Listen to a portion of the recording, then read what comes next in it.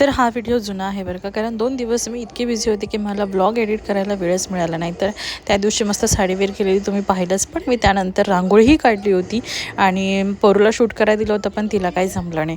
आणि मॅडमनी मम्मा रांगोळी काढते तिला दिली नाही म्हणून वायपर घेऊन माझी रांगोळी पुसली बरं का. मी एकदम सुंदर आपली छोटीशी रांगोळी काढली होती, तुम्ही बघूच शकता. आणि 2 दिवस झालं लग्न होतं आमच्या इथे, त्यामुळे मी खूप बिझी होते आणि मी ब्लॉगच टाकला नाही.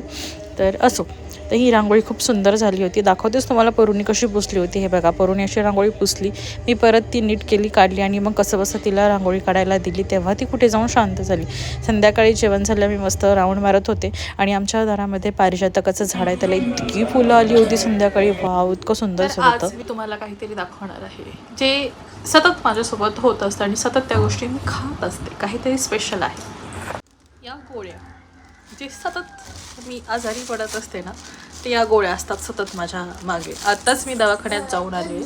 कालचा दिवस ओके मस्त माझा गेला, असा मस्त साडी वगैरे वेअर करून. आणि आज दवाखाना, गोळ्या अजून आहे, हे औषध, हा काढा टाकायचं ड्रॉप. असं आता मी गोळ्या खाते आणि निवांत झोपणार आहे, कारण बरोबर 5 वाजले की माझा स्वयंपाकाचा टाईम होऊन जातो. तर आता आणि इथे माझी परुताई जी मस्त TV एन्जॉय करते.